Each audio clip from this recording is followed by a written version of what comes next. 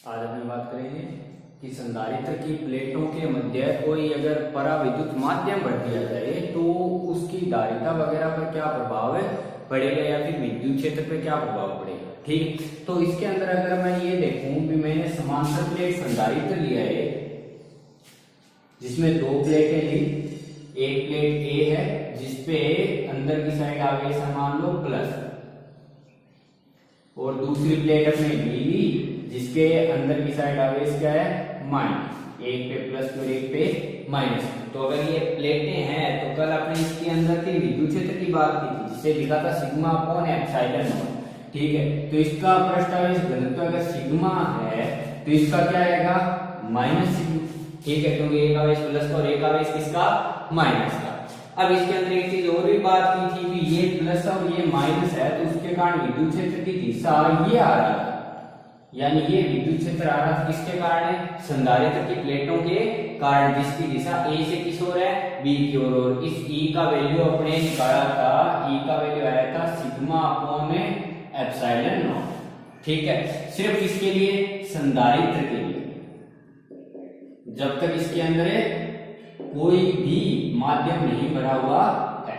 ठीक है, अब यहाँ पे अगर मैं बात करूं संधारित्र के लिए ये आ गया। अगर मैं इसके अंदर ये कहूं कि मैंने इसके अंदर एक पराविद्युत पदार्थ भर दिया, चाहे पूरे में भरे चाहे आंशिक रूप में भरे, अपने को बस ये बात करनी है कि उसका प्रभाव क्या पड़ता है।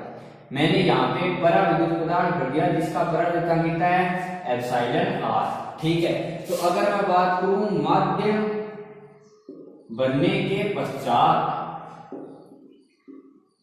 अगर मैंने लिखा कि मैंने माध्यम भर दिया उसके बाद अगर ई देखूं माध्यम भरने के बाद, ठीक है, यानी ई एम अगर लिखूं मान लो माध्यम भरने के बाद, तो वो कितना आना चाहिए आवेश वही है, लेकिन एप्सिलॉन नॉट की जगह क्या आएगा एप्सिलॉन। ठीक है, क्योंकि जब भी अपने माध्यम भरते हैं तो इसका मान ही तो बदलते हैं, तो ई एम का वैल्यू आ गया अपने पास sigma upon epsilon naught epsilon R. ठीक है, यानी जब तक माध्यम नहीं भरा हुआ था तब तो विद्युत क्षेत्र ये था सिग्मा अपॉन एप्सिलॉन नॉट, लेकिन जैसे ही मैंने एप्सिलॉन आर पराविद्युतांक का माध्यम भर दिया इसके अंदर तो ये वैल्यू आ गई sigma upon epsilon naught epsilon are.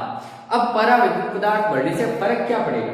अपने एक बात की थी पराविद्युत पदार्थ का मतलब होता है ऐसा पदार्थ जिसके ऊपर अगर विद्युत क्षेत्र लगाया जाए बाह्य विद्युत क्षेत्र, तो वह जो पदार्थ है उसके जो अणु हैं जो प्लस और माइनस के केंद्र वाले हैं वो एक तरीके से विद्युत क्षेत्र की दिशा में क्या हो जाते हैं संरेखित, और उनके जो प्रत्येक हैं भाग हैं जो प्रत्येक छोटे छोटे अणु हैं वो किसकी भांति व्यवहार करते हैं, एक द्विध्रुव की भांति व्यवहार करते हैं। तो जैसे मान लो का ये कोई पराविद्युत पदार्थ था, ये अगर पराविद्युत पदार्थ था तो उसका प्रत्येक अणु किसकी तरह व्यवहार करेगा द्विध्रुव की भांति, और द्विध्रुव का बन सकता है जब एक प्लस का और एक किसका हो माइनस का। ठीक है, अब अगर मैं इस पे जैसे ये मान लो पराविद्युत पदार्थ और मैंने इस पे बाह्य विद्युत क्षेत्र आरोपित किया ई, तो विद्युत क्षेत्र क्या करता है विद्युत क्षेत्र किसी भी आवेश पर क्या लगाता है बल लगाता है, और अगर वो आवेश प्लस का है तब तो उस पे बल और ई की दिशा क्या होती है समान, और अगर वो आवेश किसका हो माइनस का हो तो एफ और ई की दिशा एक दूसरे के क्या होती है विपरीत होती है। तो यहाँ पे अगर इस प्लस को देखूं तो इस प्लस पे बल लगेगा ई की दिशा में, यानी ये तो बल लगाएगा ऐसे, और इसका जो दूसरा माइनस वाला भाग है उस पे बल लगेगा इसकी दिशा बिल्कुल विपरीत। इस पे प्लस आगे की तरफ माइनस पे विपरीत, प्लस पे किस ओर आगे की ओर माइनस पे किस ओर है विपरीत, माइनस पे किधर पीछे और प्लस पे किधर लगेगा आगे, इसी तरह प्लस पे आगे और माइनस पे पीछे। यानी ये जो विद्युत क्षेत्र है वो अंदर उपस्थित जो माध्यम है उसके अणुओं पे क्या लगाएगा बल। अब अगर इस बल को देखूं तो ये बल क्या करा ऊपर वाला आगे की तरह ये पीछे की तरह, तो ये ऐसे की बजाय ऐसे हो जाएगा घूम जाएगा। यानी अगर मैं विद्युत क्षेत्र लगाने के बाद की बात करूं तो ये सारे के सारे ऐसे हो जाने चाहिए, क्योंकि बल इस टाइप से लग रहा है वो इसको इस तरीके से व्यवस्थित करने की कोशिश कर रहा है, जैसे इस प्लस को आगे खींचेगा और ये माइनस तो ये ऐसे घूम जाएगा। ठीक है, यानी विद्युत क्षेत्र लगाने के बाद उसके जो अणु है वो ऐसे संरेखित हो जाने चाहिए। ठीक है, तो यहाँ पे अगर मैं बात करूं तो विद्युत क्षेत्र इस तरफ है, तो विद्युत क्षेत्र अगर इस तरफ है तो प्लस तो ई की दिशा में संरेखित होगा। ठीक है, यानी प्लस की जगह तो होगी ई की दिशा में, लेकिन अगर माइनस देखूं तो माइनस ई की बिल्कुल विपरीत दिशा। ठीक है, तो उस आधार पे अगर मैं देखूं तो यहाँ पे जो मैंने पराविद्युत पदार्थ भरा है एप्सिलॉन आर का, उसके अनुसार जो अंदर वाले अणु हैं वो कुछ ऐसे संरेखित हो जाने चाहिए। ठीक है, यानी विद्युत क्षेत्र की दिशा में तो प्लस और विपरीत दिशा में क्या आएगा, माइनस। तो इस प्रकार से अगर वो संरेखित हो गए,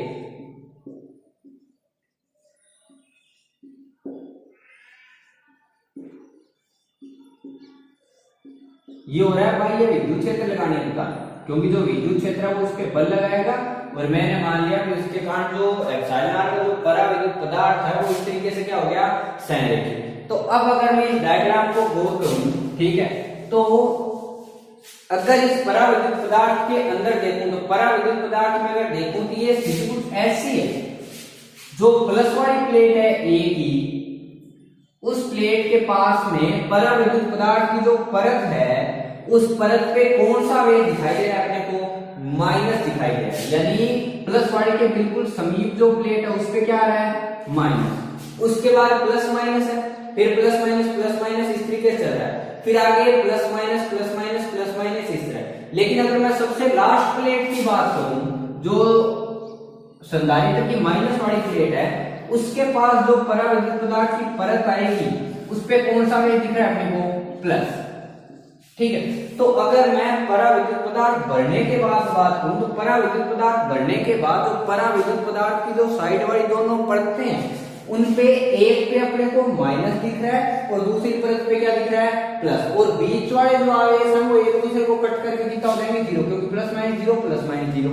ठीक है, प्लस माइनस जीरो इस तरीके से। ठीक है, तो अगर मैं गौर करूं तो सबसे जो किनारे वाला भाग है, उस पे एक किनारे पे कौन सा वेग दिख रहा है, माइनस, और एक किनारे पे प्लस। तो इसका इसलिए यहाँ पे अपने बात करते हैं कि जब भी समांतर प्लेट संधारित्र के अंदर अपने कोई पराविद्युत पदार्थ भरते हैं, तो संधारित्र की धनात्मक प्लेट के समीप तो पराविद्युत पदार्थ की ऋणात्मक परत आ जाती है, और जो ऋणात्मक परत है संधारित्र की, उसके समीप आ जाती है पराविद्युत पदार्थ की कौन सी प्लेट है, परत धनात्मक। ठीक है, तो इसलिए यहाँ पे अंदर की साइड देखूं तो पराविद्युत पदार्थ की दो परतों का निर्माण हो रहा है। एक परत तो कैसी है, ऋणावेशित, और एक परत है धनावेशित। एक परत ऋणावेशित और एक परत धनावेशित होने का मतलब ये है भी इसके अंदर ये जो अंदर वाली परतें हैं वो किसका निर्माण करती है, यहाँ पे संधारित्र का अलग से क्या करती है, निर्माण करती है। इसलिए यहाँ पे अपने कहते हैं कि जो संधारित्र है उस प्लेटों के मध्य यदि कोई पराविद्युत पदार्थ भर दिया जाए,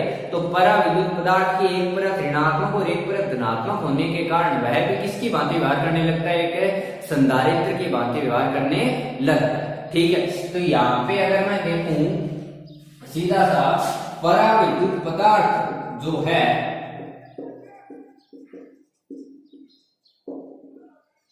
अगर बात करें पराविद्युत पदार्थ के अनुसार, ठीक है, वहां पे अगर मैं बात करूं विद्युत क्षेत्र की, ठीक है, जिसको मैंने लिखा मान लो है ईपी से, ठीक है, तो पराविद्युत पदार्थ के अनुसार जो संधारित्र बन रहा है उसका विद्युत क्षेत्र कितना आएगा।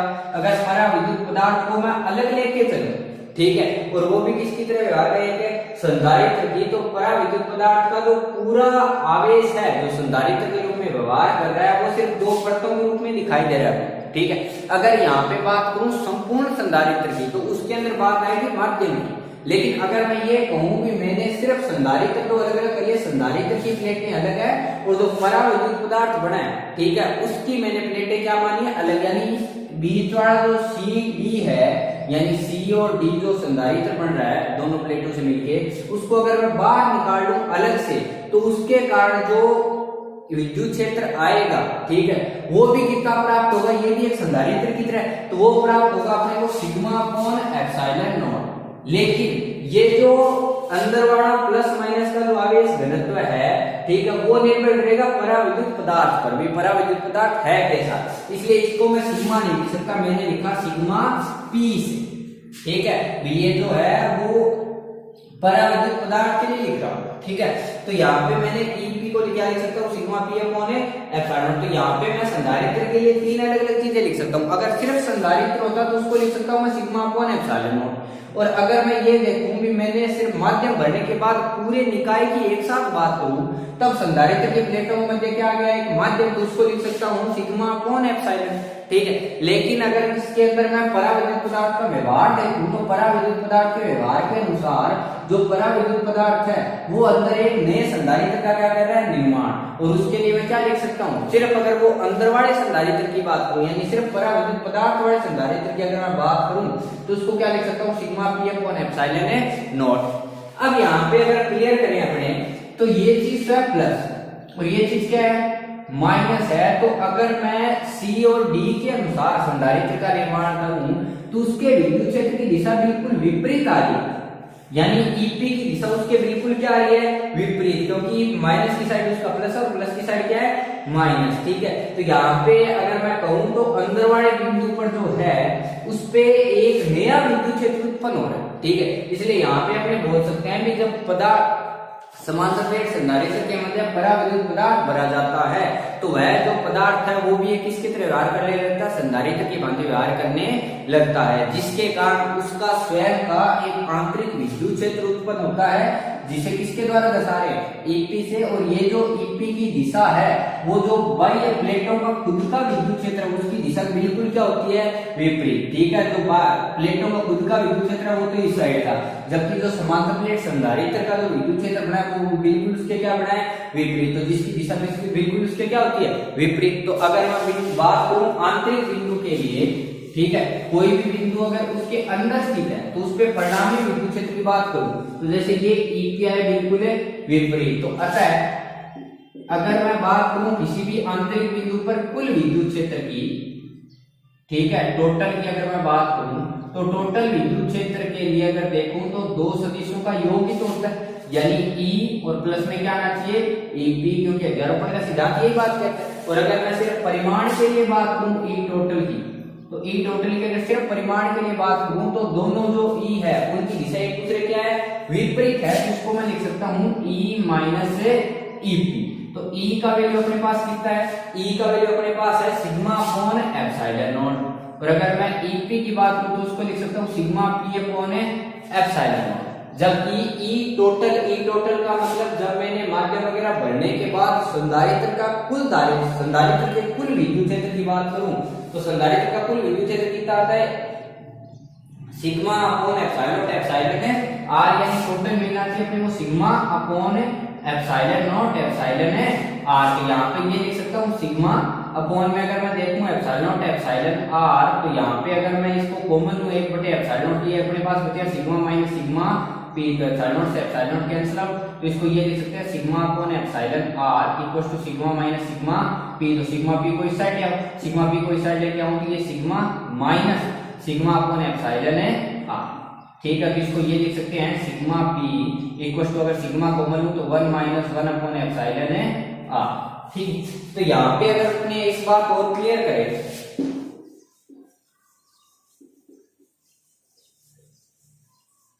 जैसे यहाँ पे अगर बात करें सिग्मा P की, तो सिग्मा P को ये लिख सकते हैं सिग्मा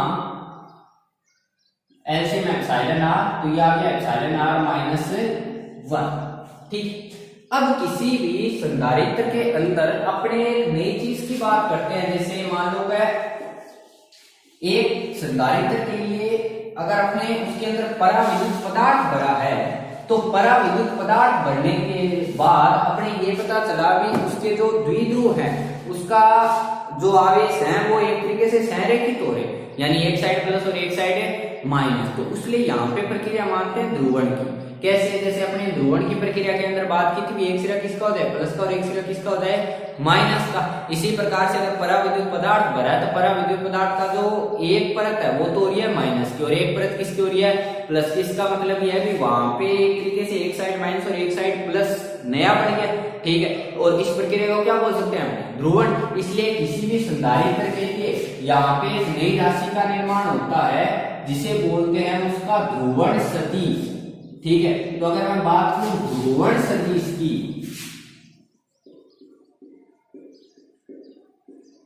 जो ध्रुवण सदिश है जिसे किसके द्वारा दर्शाया जाता है, P के द्वारा, ये जो ध्रुवण सदिश है उसका मान जितना ज्यादा होता है, जितना ज्यादा उस पे विद्युत क्षेत्र लगाया जाए। क्यों? क्योंकि जितना प्रबल विद्युत क्षेत्र होगा उतने ही ज्यादा क्या होंगे, जो द्विध्रुव है वो क्या होंगे, संरेखित, यानी उतना ही ज्यादा एक तरफ प्लस आएगा और उतना ही ज्यादा एक तरफ क्या आएगा, माइनस। इसलिए जो ध्रुवण सदिश है, ध्रुवण सदिश का जो परिमाण है या फिर जो मान की बात करूं मैं, तो उसका मान लगाए गए विद्युत क्षेत्र के क्या होता है, समानुपाती होता है। ठीक है, यानी जितना ज्यादा विद्युत क्षेत्र लगाओगे उतनी ज्यादा वो क्या होंगे, संरेखित होंगे। ठीक है, तो यहाँ पे अगर मैं विद्युत क्षेत्र का, यहाँ पे अगर नियतांक समानुपाती चाहूं तो यहाँ पे एक नियतांक जोड़ा जाता है काई, और गुणा में क्या आता है, ई। ठीक है, तो यहाँ पे एक नियतांक जोड़ा गया काई को बोल सकते हैं उसका समानुपाती के नियतांक। तो यहाँ पे जो पी है उसको लिखा काई गुणा ई। अब यहाँ पे जो ध्रुवण सदिश है वो हमेशा, उसका मान हमेशा बराबर होता है किसी भी परावैद्युत पदार्थ के अंदर ध्रुवण की प्रक्रिया के बाद जो उसका पृष्ठ आवेश घनत्व बड़ा है, यानी जो सिग्मा पी है उसके हमेशा क्या होता है, बराबर। ठीक है, तो अपने को ये चीज ध्यान रखनी है कि जो ध्रुवण सदिश का मान है वो हमेशा बराबर होता है सिग्मा पी के, यानी उसका जो आवेश घनत्व कितना उस पे क्या हुआ है, उत्पन्न हो, उसके क्या होता है, बराबर होता है। तो अगर मैं इसको देखूं तो इसकी वैल्यू रख सकते हैं अपनी। ठीक है, तो यहाँ पे अगर मैं वैल्यू रखूं पी की, तो पी को लिख सकता हूँ एक्स काई गुना ई, और सिग्मा पी का वैल्यू अपने पास है सिग्मा एप्सिलॉन आर माइनस 1 और बटे में क्या आएगा, एप्सिलॉन है आर। ये जो ई है वो माध्यम भरने के बाद, ठीक है, तो इसको लिख सकते हैं आपने काई बराबर, इसको ई को लिख सकता हूँ सिग्मा अपॉन, ये किसके बराबर आ सकता है, एप्सिलॉन नॉट एप्सिलॉन है आर के बराबर, sigma into epsilon R minus 1 upon epsilon है आर। तो एप्सिलॉन आर से एप्सिलॉन आर कैंसिल आउट। ठीक है, तो यहाँ पे सिग्मा से सिग्मा, तो काई का वैल्यू आता है एप्सिलॉन नॉट, आगे जाएगा एप्सिलॉन आर माइनस 1। ठीक है, दो वैल्यू अपने को क्या रखनी है, ध्यान।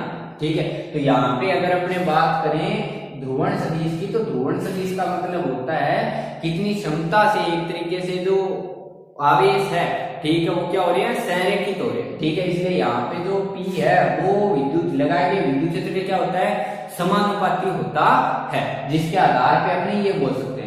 और यहाँ पे अगर मैं ध्रुवण सदिश की बात करूं तो ध्रुवण सदिश का मान बराबर होता है हमेशा उसके जो पृष्ठ आवेश घनत्व उत्पन्न हो रहा है उसके क्या होता है, बराबर होता है। इसलिए P को किसके इक्वल लिख सकते हैं, सिग्मा E के, और इसको x ही लिखा तो यहाँ पे x ही लिख सकते हैं। तो जो E है वो उसका विद्युत क्षेत्र दर्शा रहा है, तो कुल विद्युत क्षेत्र कितना होगा, माध्यम भरने के बाद sigma upon epsilon naught epsilon है आर, उसका वैल्यू रखो, उसके बाद अपने काई का वैल्यू क्या प्राप्त होता है, epsilon naught epsilon R minus से। अपने नेक्स्ट हेडिंग की अगर बात करें तो उसके अंदर है कि समान प्लेट संधारित्र की धारिता क्या होगी जब पराविद्युत पदार्थ हम उसके अंदर पूर्ण रूप से भर गया हो, यानी प्लेटों के मध्य पूर्ण रूप से क्या भरा है, पराविद्युत पदार्थ। तो मैंने मान लिया भी अपने कोई संधारित्र था, ठीक है, जिसकी प्लेटों पे आवेश क्या था, Q था। प्लेट मान लो AB, तो एक साइड प्लस है और एक साइड क्या है, माइनस। इसके अंदर इसके मध्य की दूरी कितनी है, D है प्लेटों। यहाँ पे पूरी संपूर्ण में ही अपने पराविद्युत पदार्थ भर दिया, जिसका पराविद्युत कितना है, एप्सिलॉन है आर। तो अगर मैं पराविद्युत पदार्थ भरने के बाद आंतरिक विद्युत क्षेत्र की बात करूं तो वो कितना प्राप्त होना चाहिए अपने पास, sigma upon epsilon naught epsilon है आर। ठीक है, क्योंकि अगर निर्वात होता तब तो लिख देता सिग्मा अपॉन एप्सिलॉन नॉट, लेकिन अगर मैंने पराविद्युत पदार्थ भर दिया एप्सिलॉन आर था तो sigma upon epsilon naught epsilon है आर। ठीक है, यहाँ पे अगर मुझे धारिता की बात करनी है तो Q इक्वल टू अपने पास क्या होता है, CV। तो C इक्वल टू क्या लिख सकता हूँ, Q बटे V। तो मुझे वैल्यू निकालनी है V की। तो अगर मैं V की वैल्यू की बात करूं तो अपने किसी भी संधारित्र के लिए क्या बात की थी, समान संधारित्र के लिए लिखा था V बराबर E गुणा D। ठीक है, यहाँ पे अपने को ये चीज ध्यान रखनी है कि E एक ही लिखा जा सकता है या दो लिखे जा सकते हैं। ठीक है, जैसे अगर इस प्लेटों के मध्य की बात करूं तो पराविद्युत पदार्थ पूरे में भरा हुआ है, ठीक है, यानी अकेला ही आ सकता है। लेकिन यही अगर पराविद्युत पदार्थ आधे आधे में भरा होता, आधे में एप्सिलॉन आर अलग होता और आधे में एप्सिलॉन आर क्या होता, अलग, तो उसके लिए विद्युत क्षेत्र अलग होता है, इसके अंदर और इसके अंदर विद्युत क्षेत्र क्या होता है, क्योंकि एक में एप्सिलॉन आर बनाता और एक में क्या होता, एप्सिलॉन आर 2। तो तब अपने ई के कितने टुकड़े करने पड़ते, 2। लेकिन अगर इस समय देखूं तो इस समय सिर्फ कितना ही है, एक ही है, तो इसका मतलब अपने को उसके टुकड़े वगैरह नहीं करने। तो V बराबर क्या लिख सकता हूँ, E गुणा D। तो V का वैल्यू अगर निकालूं तो E का वैल्यू कितना है, sigma upon epsilon naught epsilon R और ऊपर कौन है डी। तो सिग्मा को क्या लिखा जा सकता है, सिग्मा को लिख सकते हैं क्यू अपॉन ए, तो डी एप्सिलॉन नॉट एप्सिलॉन में आर। तो यहाँ पे अगर मैं समान प्रश्न धारिता की बात करूं तो धारिता क्या है क्यू बटे वी, तो क्यू अपॉन वी का अगर वैल्यू देखें तो वी का वैल्यू आ सकता है क्यू डी अपॉन में जो है वो ऊपर चला जाएगा, तो यहाँ से क्यू से क्यू, ठीक है। तो यहाँ पे अगर सी की बात करूं तो सी का वैल्यू प्राप्त होता है epsilon naught epsilon R A बटे में डी। अब इसको अपने को याद रखने का तरीका ये लिख सकते हैं भी, अगर सी की बात करूं तो सी को ये लिख सकता हूं एप्सिलॉन नॉट ए बटे डी बटे एप्सिलॉन है आर। तो अगर इस फॉर्मूले को गौर करें अपने, तो सामान्य संधारित्र के लिए अपने को लिखा था एप्सिलॉन नॉट ए बटे क्या लिखा था डी लिखा था। तो अगर सामान्यतः और परावर्तित पदार्थ भरने के बाद अगर धारिता की मैं तुलना करूं तो फर्क बस इतना ही पड़ रहा है कि ऊपर वाली टर्म तो सेम है एप्सिलॉन नॉट ए और एप्सिलॉन नॉट ए, लेकिन नीचे वाली टर्म में क्या फर्क पड़ रहा है, यहाँ पे डी है, डी के नीचे अगर मैं ए लिख दूं तो उस पर कोई प्रभाव नहीं पड़ने वाला। तो अगर मैं इस चीज को गौर करूं तो ये जो फॉर्मूला था वो कब था, वायु के लिए या फिर किसके लिए, निर्वात के लिए।